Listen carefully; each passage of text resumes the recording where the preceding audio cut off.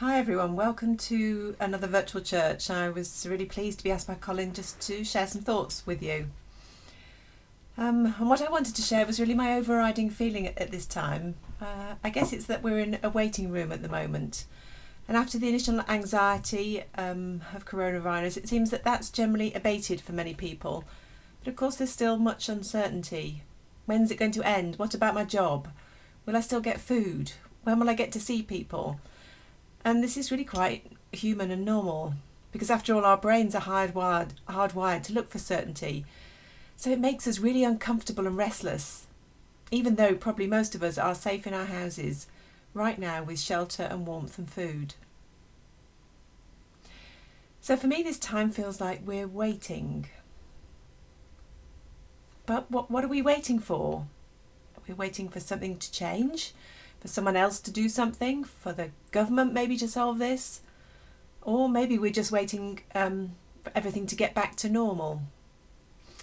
One of the things I'm responsible for in my day job, if you know me, is research, and I came across a really interesting study the other day.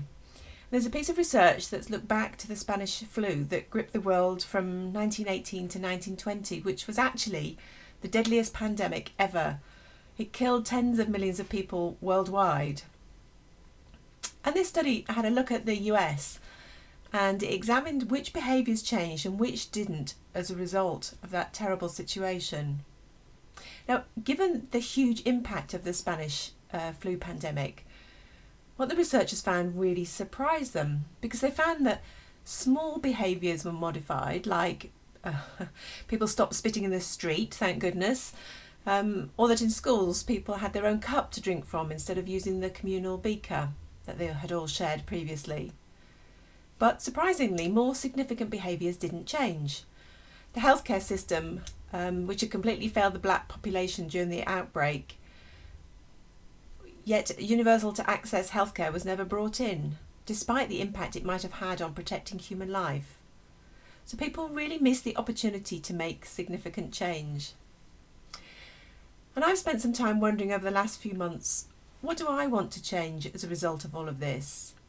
And it's not just the small things like I now wash my hands more frequently and more carefully. Now, of course, some things have changed right under our noses. Take the earth. The birds, the animals are appearing in cities. The skies are pollution free. And here in Raisby and Horton, probably like me, you've noticed that the noise pollution from the airport has really gone down. But on the other hand, there have been changes like the impact on businesses, those that can't pay their people, on the healthcare systems that can't provide basic protective equipment, and there's plenty of changes in information or misinformation on what to do to keep our families safe. And please don't listen to the US president and drink bleach. It will kill you, or at least make you very ill. So in this time of waiting, I was drawn very much to Romans 8 in the New Testament. And let me just read a few verses. So Romans 8, 22-25 from the Message translation. And it goes, "All around us we observe a pregnant creation. The difficult times of pain throughout the world are simply birth pangs. It's not only around us, it's within us. The Spirit of God is arousing us within. We're also feeling the birth pangs. These sterile and barren bodies of ours are yearning for full deliverance. That's why waiting doesn't diminish us, any more than waiting diminishes a pregnant mother. We are enlarged in the waiting. We of course don't see what it is enlarging us, but the longer we wait, the larger we become and more joyful of our expectancy." And from that passage, the line that really felt relevant to me was the line that said, "These birth pangs are not only around us, they are also in us." Felt like it's a time for things to change, not just on the outside, but also a time for the Spirit of God to rise in us, from within us, so that we are feeling the birth pangs too. I guess just like the earth that's creaking and groaning its way back to healthy life as we stop polluting it, these birth pangs are God's Spirit working in us. And a couple of weeks ago, I came across one of the most haunting pieces of music that really reminded me of those birth pangs. So if you can stop here and click on the YouTube clip of Father Seraphim chanting Psalm 50 in Aramaic, the language of Jesus, I urge you just to pause for a few minutes and let the chant and the psalm touch your soul. Now, Psalm 50 is a really poetic psalm. It's a psalm of Asaph, the gatherer, telling us the God of gods, the mighty Lord himself, has spoken. He shouts out to all the people in the earth in every brilliant sunshine and every beautiful sunset, saying, "Listen to me." And the psalm goes on to remind us that where God calls out to us, "Listen to me," he doesn't want our sacrifices, but rather God says, "The life that pleases me is a life lived in the gratitude of grace, always choosing to walk with me in what is light. And that is the sacrifice I desire from you. If you do this, choose a life in the gratitude of grace, walking in the light, and more of my salvation will unfold for you."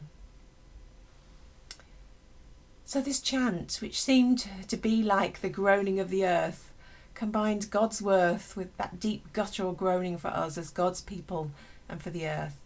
And it weaves in, I think, an almost imperceptible strand of awe, so that the way the music falls and combines in the most beautiful harmony. And so in this waiting, I have this sense we are hearing the groaning of the earth, the pregnant creation. And so it's a time to stop and consider, what might God's purpose be in our lives? It's an opportunity, with the help of the Holy Spirit, to do something different, to find our purpose. And so thinking about that has left me to a really big question. If this is the world, what kind of mark do I want to leave on it? Now, in some ways, this question's made all the more easy because of the present state of things. What's normal right now? Whether we're on furlough, whether we're working, we're in lockdown, we're in isolation, we're worried about those close to us. I think lots of us are considering what we want to put back into this life going forwards, thinking about our families, our communities, our countries and our world. I'm wondering how it will be in a week, in a month, in 5 years, in 20 years' time. And those thoughts are swirling about our minds. In our homes, how do we want to spend our family time? What will we use our money to buy? What types of things will we eat? In our community here in Horton and Wraysbury, what events will we attend? What groups will we support? Who will we help in our countries? And which leaders will we vote for? What causes and institutions will we back, such as schools and hospitals? What will we do with our life?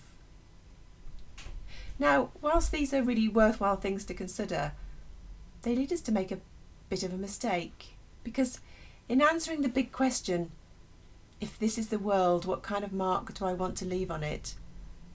We nearly all jump to asking, so what do I want to do in this world?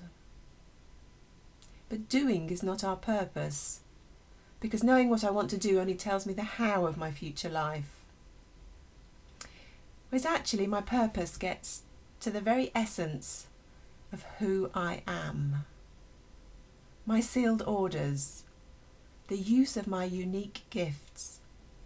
It's a much harder question to answer, and it's really easy to lose sight of in the current environment. And in my work as a psychologist, I know how hard it is for people to find that purpose. And one really simple way to link back to our purpose is to go to the library. Yep, go to the library. Now, of course, in times of lockdown and social distancing, I'm not actually suggesting you get in your car right now and bang on the doors of the Container Library or of Datchet Library, nor that you even walk there. It's more that you open the library of your mind. So I want you to think back to those pivotal books you've read, or the transformative ideas that you found in books. And that's because research shows that reading connects us across time and place, linking us to our purpose. Now, many of you will go straight to a passage in the Bible as your go-to sense of who you are and what your life is about. There's some great research that says teenagers who are lucky enough to be reading a Bible have a much stronger sense of purpose than other young people. But maybe for some of us, the Bible has only recently become more familiar. So that doesn't stop you casting your mind back to other pivotal books. Think back to those that you've read or the transformative ideas you've found there. I read a book called Jonathan Livingston Seagull by Richard Bach when I was in my teens. And the book is the story of a seagull who challenges the conformity and the limitations and the materialism of seagull life. And he learns to soar and dive above the clouds, realising that the seagull is an unlimited idea of freedom and an image of the great gull. His journey challenges him to learn to forgive, to love, and to be true to himself, because only then he can pass on his wisdom to the other birds in the flock and helping them to thrive. So go to the library and remind yourself of the books that matter to you, whether it's the Bible and other books too, because they can help you see what matters to you in life and link you back to your purpose. And do remember that your job is not your purpose in life, and nor is being a pensioner or a stay-at-home mum or any other way that you identify. It's simply one channel in which we play out our purpose. We play out our essence, our unique gifts. A colleague at work once held the mirror up to me and reflected back the times I'd been bold enough to challenge the conformity. And it reminded me of Jonathan Livingston Seagull soaring in the blue sky of opportunity, and helped me realise that it's not my job, but my purpose is to walk alongside people and open doors so that they can grow into themselves. And I don't have to wait for certainty to do this. I don't have to wait for coronavirus to disappear. I can do it today, and tomorrow, and the day after. And as Christians, we're really fortunate because we have a helper. We don't have to agonise over finding our purpose. If we look at the next 3 verses in Romans 8, they reassure us that God's Spirit is here with us. And let me just read the next 3 verses. So Romans 8, 26 to 28 from the Message. And it says, "Meanwhile, the moment we get tired in the waiting, God's Spirit is right alongside us, helping us along. And if we don't know how or what to pray, it doesn't matter. He does our praying for us and in us, making prayer out of our wordless sighs, our aching groans. He knows us far better than we know ourselves. He knows our pregnant condition and keeps us present before God. And that's why we can be so sure that in every detail of our lives, of love for God, it's worked into something for good." So as I finish, let me pray for you today. May you be safe. I pray that you may be happy. I pray that you may be healthy. And I pray that you may live with ease and step in today and tomorrow with a fresh sense of your purpose in this world. Amen.